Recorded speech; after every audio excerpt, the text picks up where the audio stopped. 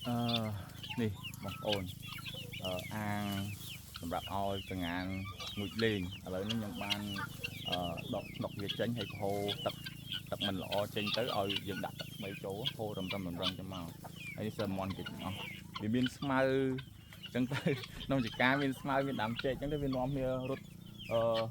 ជ្រកក្រោមម្លប់ស្មៅម្លប់អីចឹងនេះចូលអស់ហើយឃើញចូលមើលចង់ឃើញបងប្អូននេះណោះអក់ទឹកកដោផអីហើយសត្វចេកអស់បងប្អូនអើយនេះចំណាំចេកផ្លែចាស់អស់ចេកចង់ទុំចេកនោះធ្លាក់ផ្លែទាំងអស់មកដើមគឺសើដើមចេកទាំងអស់អានោះមានកញ្ញាមានអីបងប្អូនចេកនេះហើយខាងនោះវិញអូនេះទៅទៅយកបងប្អូនអើយនេះធ្លាក់មកដើមធ្លាក់មកទាំងអស់នេះយកចេកអានេះទូចទេដោយសារដើមវាទីទូចចឹងវាទៅឆ្លោះហើយខាងនោះវិញខាងនោះឆ្លោះយកចេកក៏ប៉ុណ្ណាដែរនេះធំមែនតើអូយឡើងខៀវស្ងាត់បងប្អូនអើយចូលមកក្នុងនេះមកលុបហ្មងក្នុងនេះបើស្អីយើងខ្ញុំរៀបចំ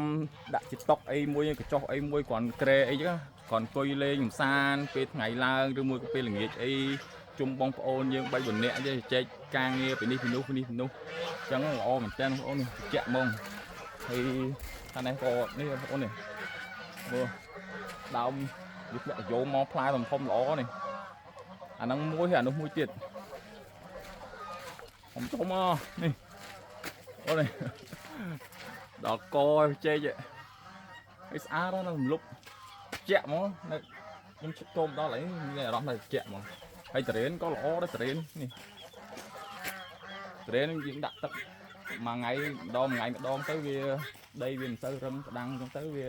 ឆាប់ពេកលូតលាស់ដែរហើយខាងនេះទ្រុងអានេះខាងទ្រុងមានពីរបន្ទប់សម្រាប់យើងដាក់ចង់ដាក់មាត់ចង់ដាក់អីចូលក៏បានដែរគឺយើងដាក់គ្រប់គ្រងវាហ្មងអត់ឲ្យវាចេញទៅណារួចទេយើងធ្វើជាទ្វាគាត់ថាទ្វាក្នុងទ្រុងនេះ3នោះទ្វាធំមួយទ្វាទ្រុងទូចមួយហើយទ្វាខាងក្នុងទ្រុងមួយទៀតរហូតដល់3ហើយចឹងកូនមាន់បងប្អូននេះអត់មានហានិភ័យអីទេអ្វីខ្ញុំបារម្ភខ្លាចចេះគឺអាសត្វហោះលើមេឃទៅវាហោះចូលមកចាប់ចំពោះឆ្កែឆ្មាអីគឺចូលរួចទេហើយមាន់ក៏វាចេញមករួចដែរយើងធ្វើស៊ីស្នាញ់បាំងអស់ហើយ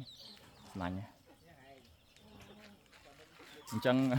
យើងអស់អីបារម្ភយើងដាក់ទឹកដាក់ចំណីយើងតាមដានសុខភាពរបស់វាទៅប៉ុណ្ណឹងបានហើយនោះមានដំណាំតរេនមានអីហ្នឹងតរេនសោះស្រាយមែនតើបងប្អូនអើយ